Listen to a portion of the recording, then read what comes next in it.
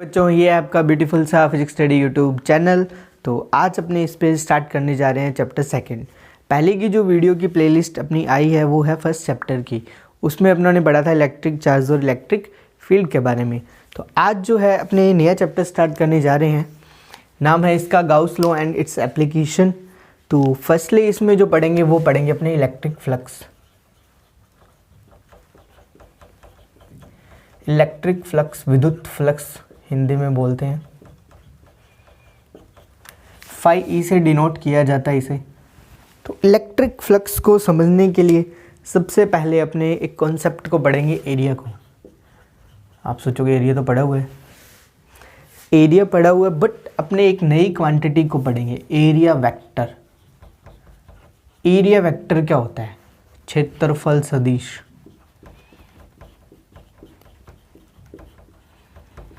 Area जो होती है वो एक वेक्टर क्वांटिटी होती है। देखिए अभी पढ़ते हैं अपने। मान लीजिए कि ये आपको कोई स्क्वायर दिया हुआ है, इसकी जो भुजा है वो ए है, ठीक है। ये कोई एक्स एक्सिस है, ये वाई एक्सिस है और ये जेड एक्सिस है। तो अगर मेरे से पूछा जाए कि इसका एरिया क्या होगा, तो मैं तो एक नालायक सा बच्चा हूँ भाई, मैं इसका एरिया बता दूंगा कि भैया एरिया होता है भुजा की स्क्वायर, तो ये हो जाएगा ए स्क्वायर। तो ये तो मैं बता दूंगा, मुझे तो पता नहीं कि ये वेक्टर क्वांटिटी है। तो भैया आप लोगों से पूछा जाएगा तो आप क्या करोगे? सर ये ऐसे नहीं होता, हम बताते हैं आपको क्या होता है। ये मान लिया कोई ए बी सी डी, इसको नेमिंग दे दी, ठीक है। आप बताओगे कि एरिया जो है सर वो वेक्टर क्वांटिटी होती है, और वो क्या है? इन भुजाओं के क्रॉस प्रोडक्ट से मिलता है। ए बी वेक्टर क्रॉस में बी सी वेक्टर, तो ये होता है सर एरिया वेक्टर। हाँ वैसे बताए जा रहे हो area is equals to A square, ये तो हमने पहले ही पढ़ लिया था, 12th में है तो कुछ अच्छा पढ़ाओ सर, ऐसे क्या करते हो? ए स्क्वायर तो पहले पढ़ के आए हैं, तो कुछ नया बता देते हैं। तो एरिया वेक्टर जो होगा वो क्या होगा? A B vector cross product होगा बी सी वेक्टर के साथ, ठीक है। देखिए ए बी वेक्टर इंटू में क्रॉस प्रोडक्ट करना है बी सी वेक्टर का। तो इसको क्रॉस प्रोडक्ट को जब सोल्व करते हैं, आपने पढ़ा होगा पीछे 11th क्लास में, तो क्या आता है? ए वेक्टर का परिमाण इंटू में बी वेक्टर का परिमाण, और आता है आपका साइन थीटा। थीटा जो एंगल होता है इन दोनों वेक्टर के बीच का एंगल होता है। तो इसको सोल्व करेंगे तो ये क्या आएगा? ए बी इंटू में बी सी इंटू में साइन थीटा, ठीक है। ए बी क्या है? ए है। बी सी भी क्या है? ए है। तो ए इंटू में ए, ये क्या बन गया? ए स्क्वायर, और साइन थीटा। थीटा जो होता है इन दोनों वेक्टर के बीच का एंगल है, ए बी वेक्टर और बी सी वेक्टर के बीच का एंगल है। तो बीच का एंगल कितना हो गया? यहाँ 90, तो इधर कितना आ जाएगा? साइन 90। तो ए स्क्वायर साइन 90 जो होता है वो 1 होता है। तो एरिया वेक्टर जो बन जाता है वो आपका कुछ ये ए स्क्वायर। अब इसकी डायरेक्शन क्या होगी? एरिया वेक्टर है तो इसकी कुछ ना कुछ डायरेक्शन होनी चाहिए, वेक्टर क्वांटिटी है तो डायरेक्शन जरूर होगी। देखिए यहाँ जो आप पढ़ते थे कि आर वेक्टर जो है वो बराबर है अगर ए वेक्टर क्रॉस बी वेक्टर के, तो आर वेक्टर जो होता था वो ए वेक्टर और बी वेक्टर ने जो प्लेन बनाया है, समतल बनाया है, उस समतल के क्या होता था? लंबवत होता था आर वेक्टर। ऐसा नहीं समझ में आ रहा तो आपने ये पढ़ा होगा यूनिट वेक्टर, कि इधर आई कैप होता है, इधर जे कैप होता है और इधर के कैप होता है। ये तो जरूर पढ़ा होगा कि आई कैप क्रॉस जे कैप करते हैं तो क्या आता है? के कैप आता है। आई कैप का क्रॉस प्रोडक्ट करते हैं जे कैप के साथ तो क्या मिलता है आपको? के कैप मिलता है। तो आई और जे इस प्लान के परपेंडिकुलर कौन है? के कैप है। तो क्रॉस प्रोडक्ट से जो रिजल्ट मिलता है वो इन दोनों के क्या होता है? परपेंडिकुलर होता है। तो यहाँ देखिए A B vector cross B C vector, मतलब इसने जो प्लेन बनाया है उसके परपेंडिकुलर क्या होगी? एरिया वेक्टर की डायरेक्शन होगी। अगर मैं इस स्क्वायर को देखूं, ये जो स्क्वायर है तो इसकी जो डायरेक्शन होगी वो कहाँ हो सकती है? देखिए ये एक प्लेन है, एक वर्ग है, एक स्क्वायर है, इसका परपेंडिकुलर क्या होगा? बाहर की तरफ कुछ ऐसे। इस प्लेन को मान लो कि ये वर्ग मेरे पास यहाँ है, तो इसका जो परपेंडिकुलर होगा वो क्या होगा, इधर बाहर की तरफ। अगर मैं पीछे देखूं तो क्या होगा, पीछे की तरफ, अंदर की तरफ होगा। मतलब इसकी दो डायरेक्शन हो सकती है, एक तो ऐसे बाहर की तरफ और एक इसके पीछे वाली साइड अंदर की तरफ। अगर मैं इसको बोलूं तो ये क्या है, या तो क्या होगा के कैप होगा प्लस का, या ए स्क्वायर इंटू में माइनस का के कैप। मतलब दो डायरेक्शन होगी एरिया वेक्टर की, एक तो बाहर की तरफ होगी और एक अंदर की तरफ होगी। देखिए दो डायरेक्शन क्यों होगी, क्योंकि ये जो है वो आपका क्या है 2D में है, स्क्वायर जो है वो 2D में है, और 2D जो सरफेस होती हैं, फिजिक्स में जो 2D सरफेस होती है उनको ओपन सरफेस बोला जाता है। ओपन सरफेस की हमेशा ही आपको क्या है, दो डायरेक्शन मिलेगी, चाहे वो स्क्वायर हो चाहे वो सर्किल हो। सर्किल होगा तो भी इसके एरिया वेक्टर की डायरेक्शन एक बाहर की तरफ और एक अंदर की तरफ। तो दो डायरेक्शन मिलेगी ओपन सरफेसेस की, एक प्लस साइड में और एक माइनस साइड में। तो ये है आपका एरिया वेक्टर। तो एरिया जो है वो एक वेक्टर क्वांटिटी है। डायरेक्शन क्या होगी, इस प्लेन के परपेंडिकुलर, बाहर की तरफ या फिर अंदर की तरफ।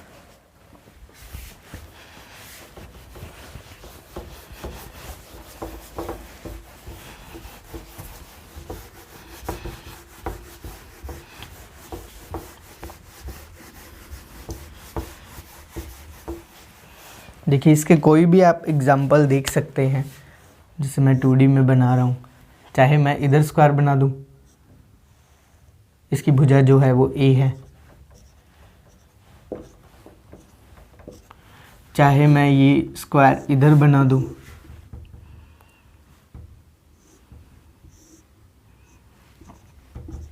इसकी भुजा जो है वो ए है, और इधर तो अपनों ने बनाया ही था पीछे। चाहे मैं इधर कुछ और सर्किल बना दूं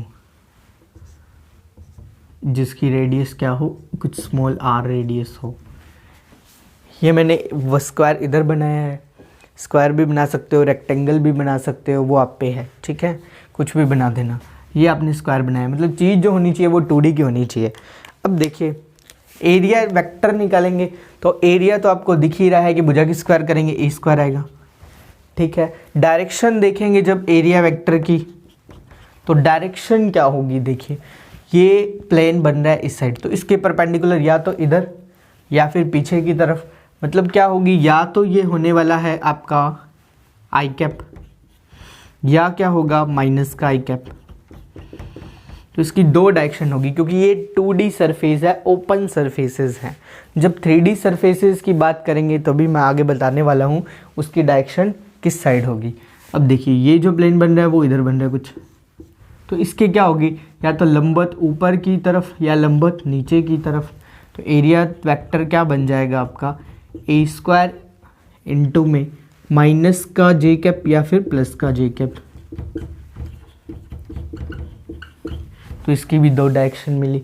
अब इसका एरिया निकालोगे तो क्या करोगे, भुजा स्क्वायर नहीं, ये क्या है स्क्वायर है, ओ सर्किल है, तो सर्किल का जो एरिया होता है वो क्या होता है पाई आर स्क्वायर।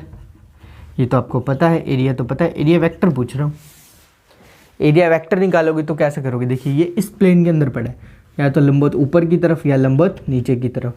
मतलब ये वाली जो डायरेक्शन है वो जे कैप की, तो या तो प्लस का जे कैप या फिर माइनस का जे कैप।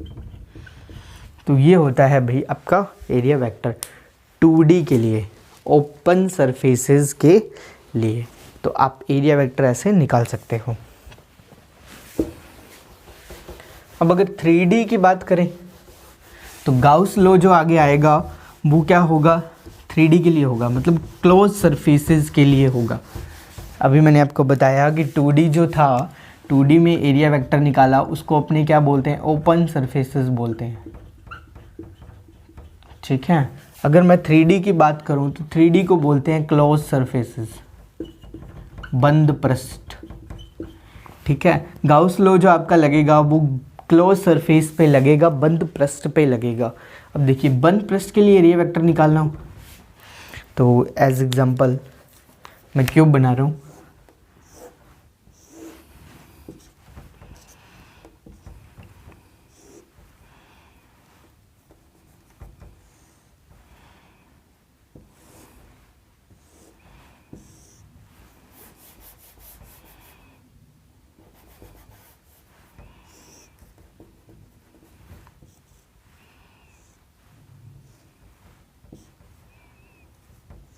ये देखिए, ये मैंने एक क्यूब बनाया है। तो इसके लिए अगर एरिया वेक्टर आपसे पूछा जाए तो इसको मान लो कुछ ये O है, ये A है, ये B है, ये C है, D है, ये E है, F है, कुछ भी एनीथिंग, इसको मैंने नेमिंग दे दी। अब इसके लिए अगर आपसे एरिया वेक्टर पूछा जाए तब आप क्या निकालोगे? देखिए, अगर मैं इस ऊपर वाले सरफेस की बात करूं, इसमें 6 इसके सरफेसेस बनेंगे। एक ये वाला, इसको फर्स्ट नंबर दे रहा हूं मैं। एक इसके नीचे वाला, इसको सेकंड नंबर दे दिया। एक ये थर्ड और एक ये फोर्थ। पीछे वाला 5 और आगे वाला 6। तो 6 इसके क्या है, पृष्ठ बनेंगे। तो इसके लिए अगर एरिया वेक्टर निकालना हो तो इस क्लोज सरफेस के लिए जो एरिया वेक्टर निकालोगे, अगर मैं बात करूं A, B, C और D के लिए, तो इसका जो एरिया वेक्टर निकालोगे और प्रत्येक भुजा जो है वो A है, ठीक है। तो इसके लिए एरिया वेक्टर क्या होगा, A² तो होगा ही होगा। अब डायरेक्शन जो लेंगे वो क्या लेंगे, हमेशा लंबवत बाहर की तरफ लेंगे। ये वाली डायरेक्शन लेंगे, बाहर वाली।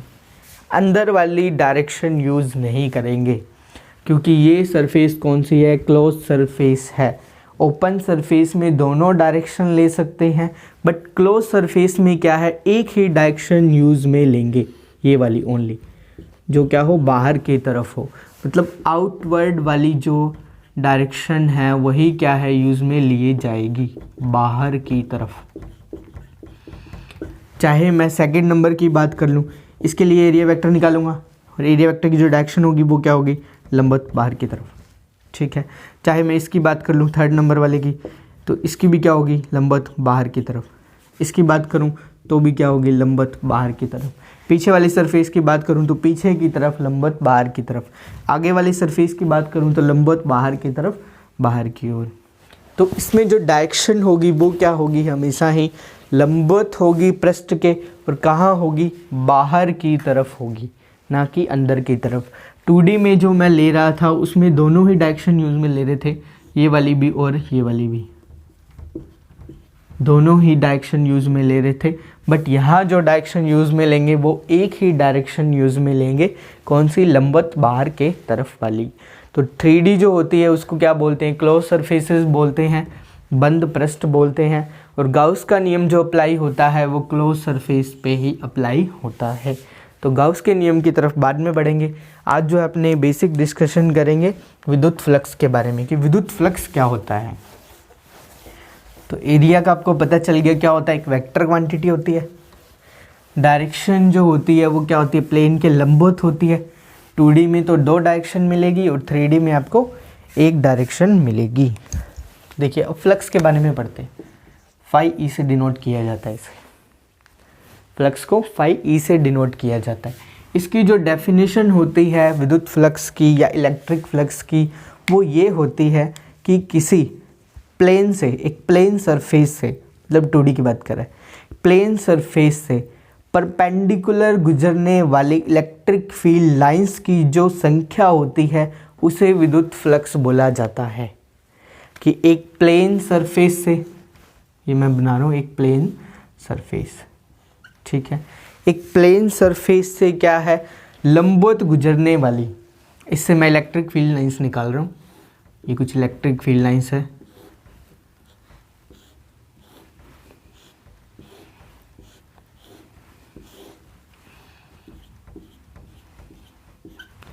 ठीक है। देखिए, इसकी डेफिनेशन क्या बताती है आपको विद्युत फ्लक्स की, कि एक प्लेन सरफेस से लंबवत गुजरने वाली इलेक्ट्रिक फील्ड लाइंस, ये जो इलेक्ट्रिक फील्ड लाइंस है वो क्या है, इस प्लेन सरफेस के लंबवत है, इसको चीरते हुए निकल रही हैं। तो इनकी जो संख्या है उसको क्या बोलते हैं, विद्युत फ्लक्स बोलते हैं, फाई ई। देखिए, इलेक्ट्रिक फील्ड लाइंस कितनी निकल रही है, 1 2 3 4, तो फ्लक्स जो हो गया वो क्या हो गया, 4 हो गया। और विद्युत फ्लक्स जो है वो एक स्केलर क्वांटिटी होती है, अदिश राशि होती है, इसकी कोई दिशा नहीं होती।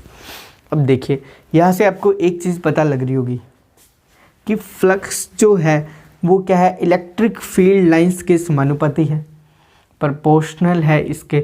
मतलब जहाँ विद्युत क्षेत्र ज़्यादा होगा वहाँ फ्लक्स का मान क्या होगा, ज़्यादा होगा।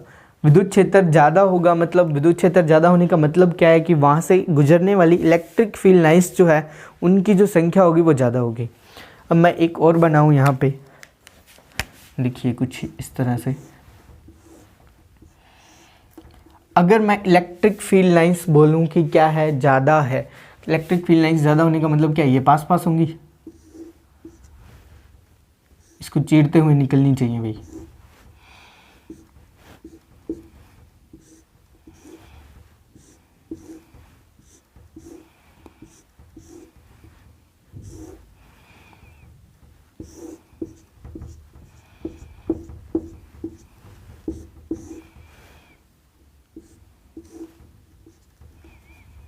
देखिए ये क्या है, इस पृष्ठ के तो लंबवत हैं, ये जो प्लेन है आपका इसके तो क्या है, लंबवत हैं, और गुजर कहाँ रही है, इससे लंबवत गुजर रही हैं बाहर की तरफ। और इसकी जो संख्या होगी उसको क्या बोलते हैं, विद्युत फ्लक्स बोलते हैं। मैंने बोला कि फ्लक्स जो है वो क्या होता है, इलेक्ट्रिक फील्ड के समानुपाती होता है। तो देखिए यहाँ से पता चल रहा है, जहाँ इलेक्ट्रिक फील्ड लाइंस कम थी, मतलब विद्युत क्षेत्र जो है वो कम था, वहाँ फ्लक्स का मान क्या था, कुछ कम था। अब मैं कंपेयर करूँ इसको इससे, मैंने बोला कि विद्युत क्षेत्र जो है वो क्या है, ज़्यादा है, किसके कंपैरिजन में, इसके कंपैरिजन में। यहाँ से विद्युत क्षेत्र ज़्यादा है, मतलब गुजरने वाली इलेक्ट्रिक फील्ड लाइंस की जो संख्या है वो क्या है, ज़्यादा है, तो फ्लक्स क्या होगा, ज़्यादा होगा। देखिए कितनी लाइन गुजर रही है, 1 2 3 4 5 6 7 8 9, यहाँ फ्लक्स कितना हो गया, 9 हो गया। यहाँ फ्लक्स जो था वो कितना था, 4 था। अब देखिए यहाँ से एक चीज़ पता लगी आपको कि फ्लक्स जो होगा वो क्या होगा, ई के प्रोपोर्शनल होगा, विद्युत क्षेत्र के समानुपाती होगा। अब मैं अगर बात करूं कि मैं अगर इसका एरिया बढ़ा दूं, ये जो प्लेन सरफेस मैंने लिया है इसका क्या है, एरिया बढ़ा दूं, इसको मैं बड़ा कर दूं, इसको मैं अगर बड़ा कर दूं तो ये जो फील्ड लाइंस गुजर रही हैं इसके आसपास वाली फील्ड लाइंस भी क्या होगी, इसके अंदर कवर हो जाएंगी। एरिया को मैंने क्या किया, इंक्रीज किया, तो इलेक्ट्रिक फील्ड लाइंस जो गुजर रही हैं वो क्या है, सभी इसके अंदर से गुजरने लग जाएंगी। मतलब जो पास पास से भी गुजर रही थी वो भी क्या है, इसके अंदर से जाने लग जाएगी।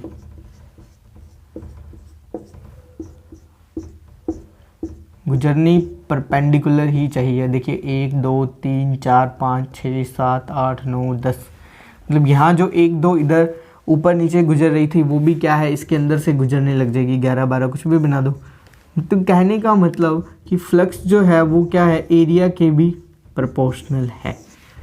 अगर इस प्लेन सरफेस का मैं एरिया इंक्रीज कर दूं तो फ्लक्स भी क्या हो जाएगा, इंक्रीज हो जाएगा।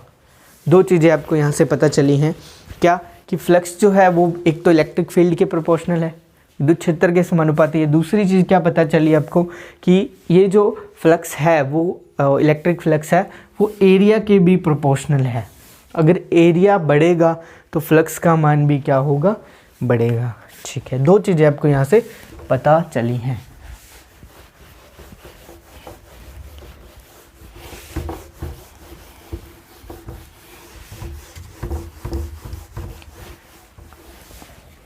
अपनों ने जो डिस्कशन किया है वो कुछ ये है कि फ्लक्स जो है वो समानुपाती है ई के, और फ्लक्स जो है वो समानुपाती है ए के।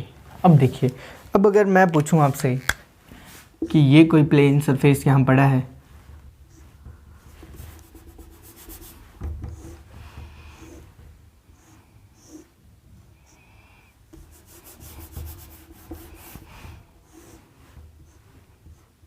ये मान लीजिए कोई प्लेन सरफेस यहाँ पड़ा है, ठीक है।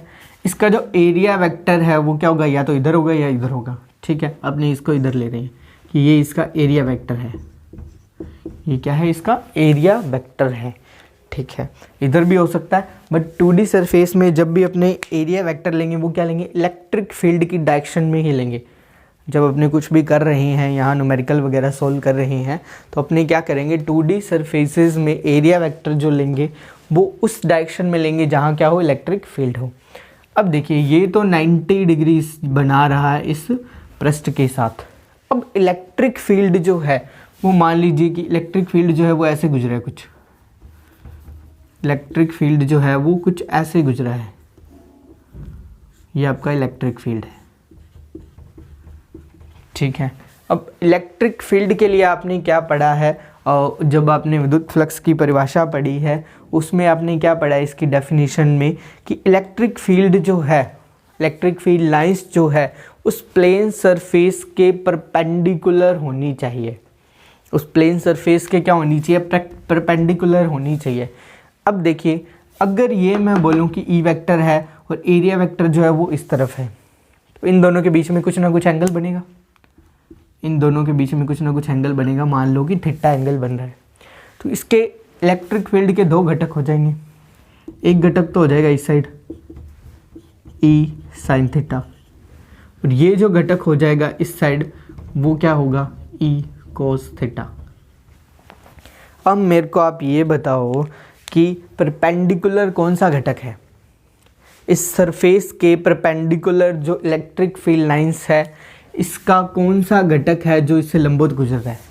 देखिए ई कोस थीटा वाला जो घटक है वो क्या है, इस पृष्ठ के लंबवत है, इस तरफ जा रहा है, और ये जो है वो तो इसको टच करते हुए जा रहा है। ई साइन थीटा वाला घटक वो इसको चीर के थोड़ी ना जा रहा है।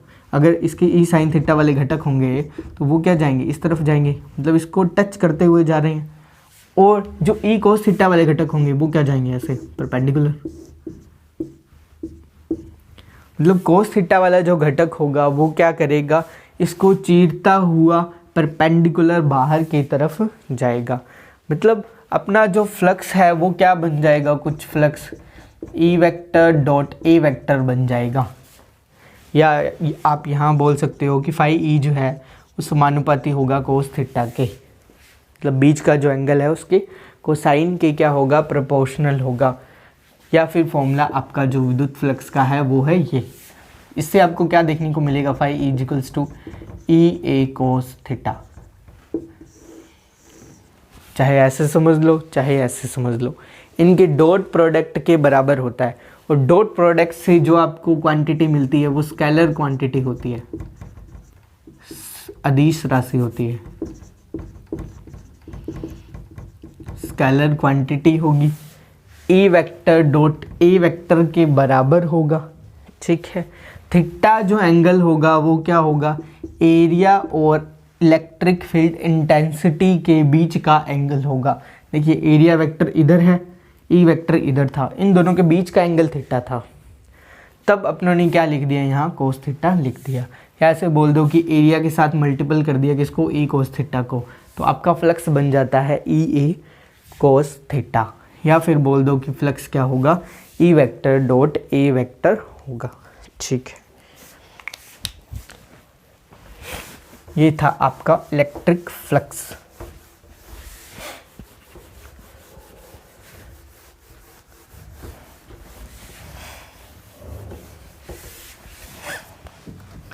देखिए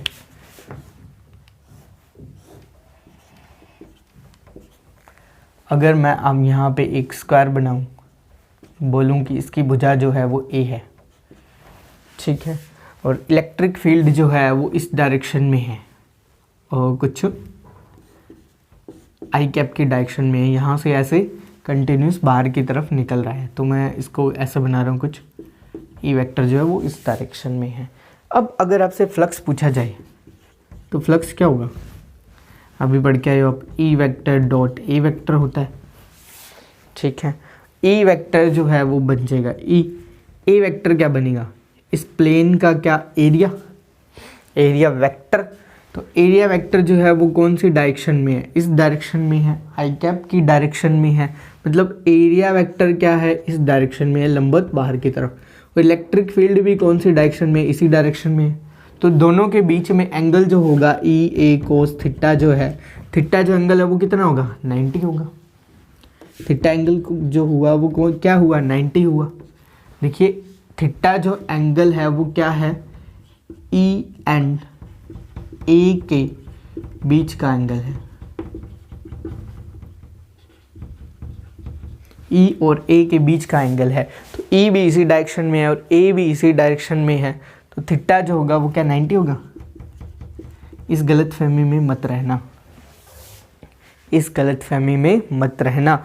कई बार क्या होता है, इस एंगल को देख के अपने बता देते हैं कि ये क्या है, 90 है, बट 90 नहीं है। थीटा जो है वो क्या है, ई और ए के बीच का एंगल है। तो ई और ए जो है, ई वेक्टर भी इधर है, एरिया वेक्टर भी इधर है, दोनों के बीच का एंगल कितना हुआ फिर 0 हुआ। तो cos 0 कितना हो गया 1। तो फ्लक्स कितना बन गया E इंटू में ए को आप ए स्क्वायर लिख सकते हो, तो ये बन गया ई ए स्क्वायर। तो ये चीज़ ध्यान रखना, जब आपको फ्लक्स निकालना हो तो एंगल में गड़बड़ी हो जाती है। एंगल के लिए ये ध्यान में रखना कि जो आपका इलेक्ट्रिक फील्ड है और एरिया वेक्टर है उनके बीच का एंगल कितना है। एज एग्जांपल एक मैं और बनाता हूँ, अगर मैं इसको बनाता ऐसे कुछ, ये मैंने जो इधर बनाया था इस सरफेस पे, अगर मैं इसको इस प्लेन में बनाता, जो स्क्वायर बनाया मैंने ए, इसको मैं इस प्लेन में बनाता और मैं बोलता कि इलेक्ट्रिक फील्ड जो है वो इस डायरेक्शन में है, इलेक्ट्रिक फील्ड जो है वो इस डायरेक्शन में है, तब फ्लक्स कितना होता। फ्लक्स जो होता है E vector dot A vector होता है, ठीक है। अब देखिए ये प्लेन है, इसके लिए एरिया वेक्टर क्या होगा, या तो लंबवत अंदर की तरफ या लंबवत बाहर की तरफ। मान लीजिए कि ये लंबवत क्या है, बाहर की तरफ है, तो इसके साथ क्या होगा, ये परपेंडिकुलर होगा।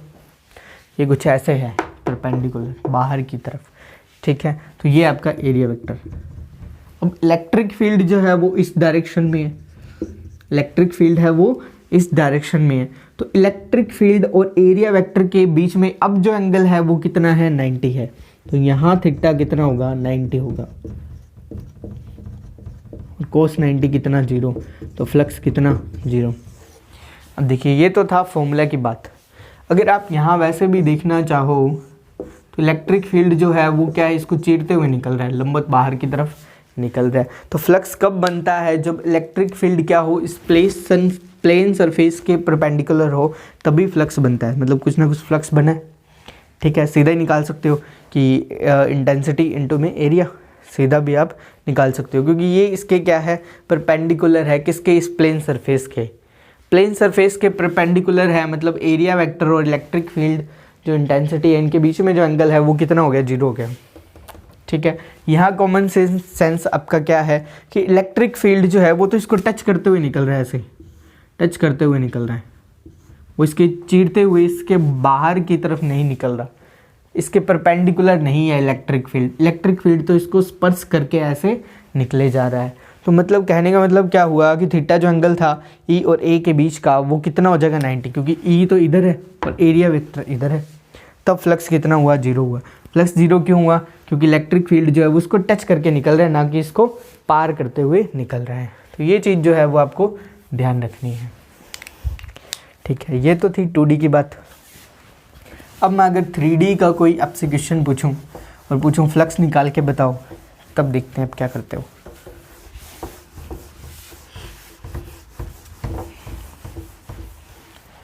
देखिए 2D के लिए अपनों ने फ्लक्स निकाल लिया कि ये कोई क्या है स्क्वायर पड़ा हो, चाहे इस साइड हो, चाहे इस साइड हो, चाहे इस साइड हो, कोई सी भी साइड हो आप फ्लक्स निकाल सकते हो। अब अगर बात करेंगे 3D की, क्लोज सरफेसेस की,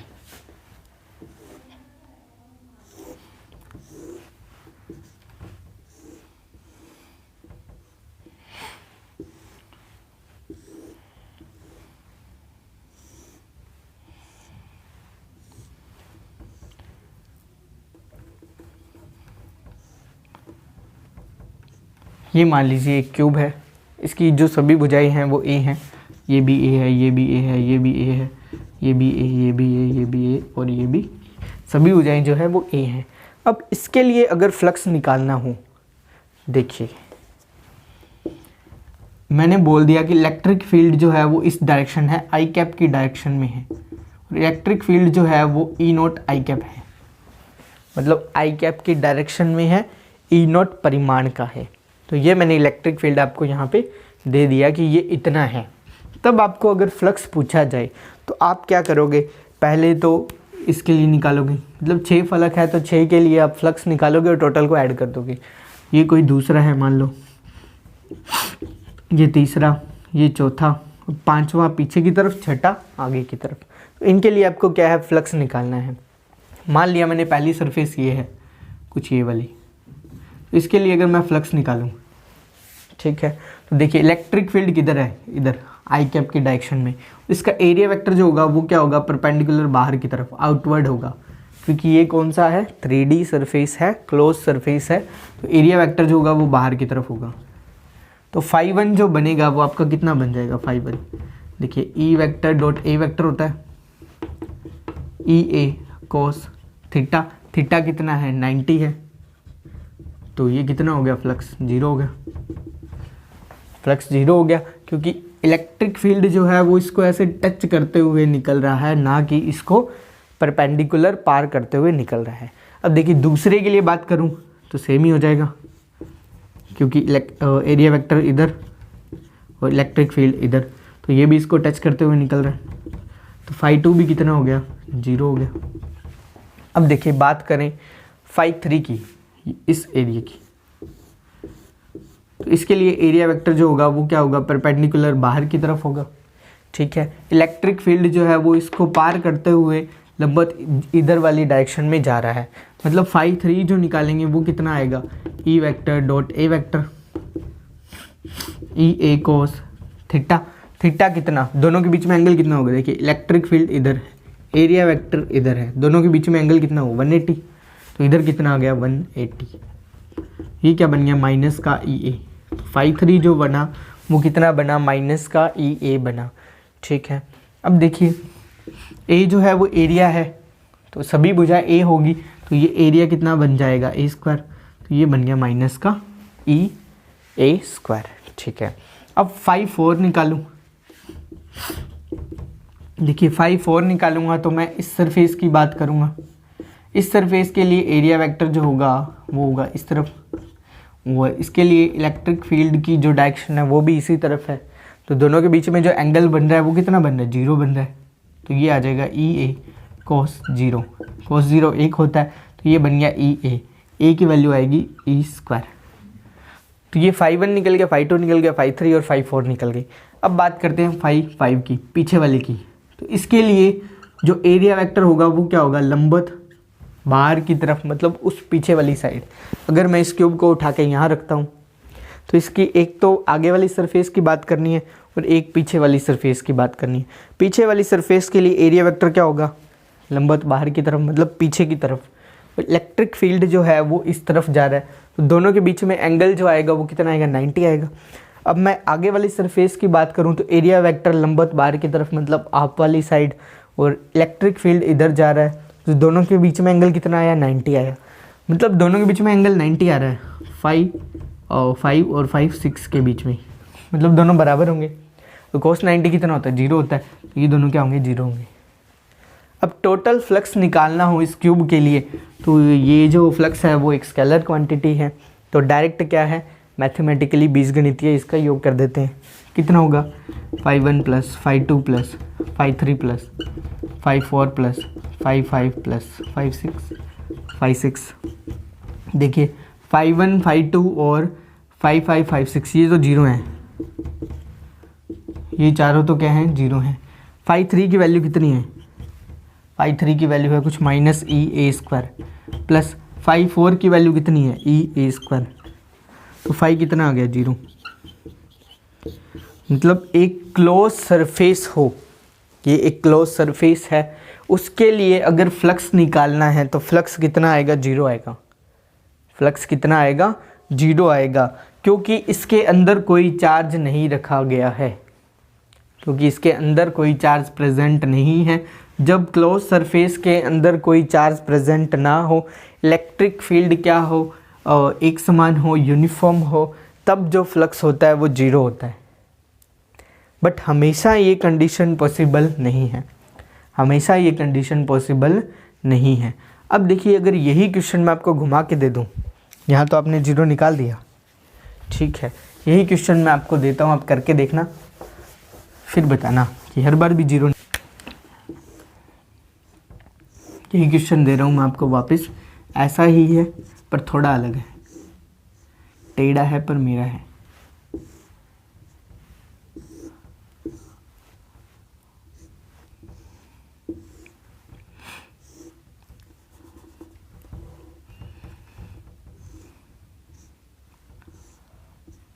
देखिए ये मैंने क्यूब बनाया है, ठीक है, क्वेश्चन लगभग वही सेम ही है, सभी भुजाएं जो हैं वो ए हैं। ठीक है, इलेक्ट्रिक फील्ड जो है वो भी आई कैप की डायरेक्शन में है, एक्स दिशा में ही है, बट इसके साथ मैंने एक्स लगा दिया। किसके गुणा में जो है वो क्या, मैंने इस एक्स से गुणा कर दिया, मतलब इस वैल्यू पे भी इलेक्ट्रिक फील्ड क्या है, वेरी करेगा। ये जो वैल्यू है एक्स की, मतलब ये जो एक्स है, ये वाई और ये जेड, मतलब यहाँ इलेक्ट्रिक फील्ड अलग होगा, यहाँ इलेक्ट्रिक फील्ड अलग होगा, यहाँ इलेक्ट्रिक फील्ड अलग होगा, मतलब इस वैल्यू पे भी क्या है, अब ये डिपेंड करेगा। ठीक है, तो अब अगर आपको फ्लक्स निकालना हो तो जीरो नहीं आएगा। वीडियो को पॉज करो, पीछे वाले तरीके से ही क्या इसका फ्लक्स निकालो और देखो जीरो आता है या नहीं आता। ठीक है, मैं तो करता हूँ, वीडियो पॉज करके कर लेना आप। देखिए, इसको फर्स्ट माना, ये सेकंड, ये थर्ड, ये फोर्थ, और पीछे वाले जो हैं वो 5 और 6, कुछ भी जो भी मान लेना। ठीक है, ये मैंने मान लिया 1 2 3 4 5। अब देखिए फर्स्ट के लिए देखूं तो इसके लिए एरिया वेक्टर क्या होगा, परपेंडिकुलर बाहर की तरफ होगा इसके लिए। ठीक है, और इलेक्ट्रिक फील्ड जो है वो इधर है, मतलब दोनों के बीच में एंगल कितना, 90, तो फाई 1 कितना आएगा, ये तो जीरो ही आ जाएगा, क्योंकि एंगल 90 हो गया, कोस 90 हो गया, कोस 90 जीरो है। इस फाई 2 की बात करूँ तो फाई 2 भी कितना होगा, जीरो ही हो गया, क्योंकि इसमें भी एंगल 90 होने वाला है। ठीक है, अब मैं फाई 4 की, फाई 5 और फाई 6 की बात करूँ, फाई 5 और फाई 6 की बात करूँ तो देखिए इसके लिए बात करूँगा तो एरिया वेक्टर बाहर की तरफ, इलेक्ट्रिक फील्ड इधर, एंगल 90। पीछे वाले के लिए बात करूँगा तो एरिया वेक्टर पीछे की तरफ और इलेक्ट्रिक फील्ड इधर, तो दोनों के बीच में एंगल 90, मतलब ये दोनों भी जीरो आएंगे। ये चारों टर्म तो क्या होगी, जीरो होगी। ठीक है, बात करते हैं फाई 3 और फाई 4 पे। ठीक है, फाई 3 और फाई 4 पे देखिए ई ए कोस कितना आएगा। देखिए एरिया वेक्टर इसका इस तरफ, ई वेक्टर इस तरफ, दोनों के बीच में एंगल कितना, 180, तो एंगल कितना आ गया, 180 आ गया, तो यहाँ क्या बन गया, ई ए कोस 180। ठीक है, ई की जो वैल्यू है वो कितनी है, ई नॉट एक्स आई कैप। ठीक है, और ए की जो वैल्यू आई कैप तो डिनोट कर रहा है कि इलेक्ट्रिक फील्ड क्या है, इस डायरेक्शन में है, वो तो अपने एंगल से देख लिया, मतलब ये कितना है, ई नॉट एक्स है। अगर इसका परिमाण लूँ, मैं परिमाण लेता हूँ तो ये क्या हट जाता है, इसका जो डायरेक्शन वेक्टर है वो हट जाता है, इसको फिर ई लिख देते हैं, ई बराबर हो जाता है ई नॉट एक्स की।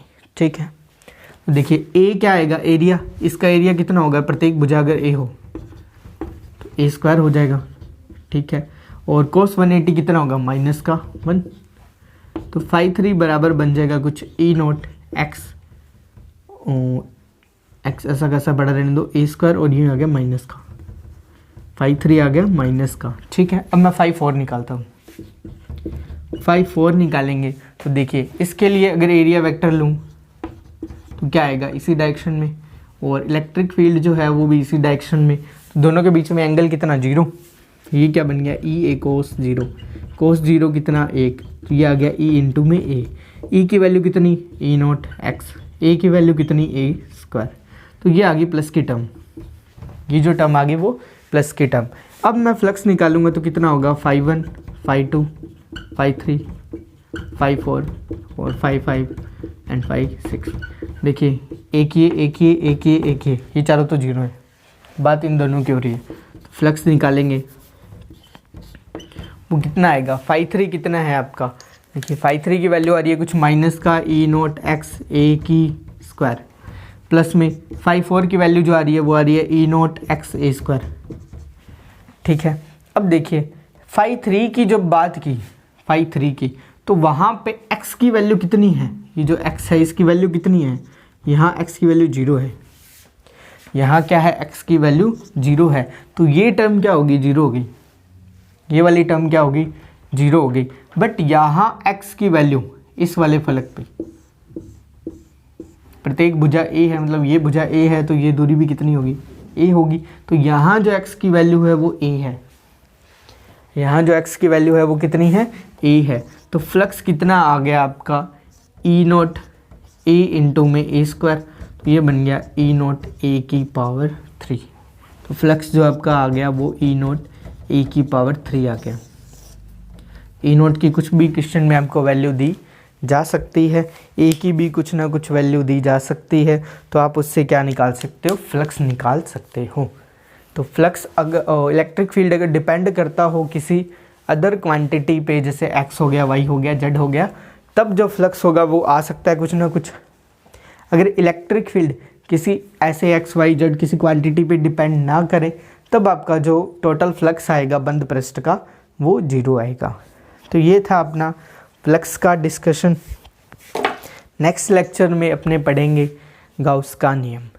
तो फ्लक्स को अच्छे से समझ लीजिए, इसमें जो चीज़ें आपको मिली हैं बंद पृष्ठ की कुछ सीखने को, तो ये आगे जो है अपने काम आएंगी। तो मिलते हैं जल्द ही नेक्स्ट वीडियो में, तब तक के लिए पढ़ते रहिए, सेफ रहिए, घर पे रहिए, सुरक्षित रहिए।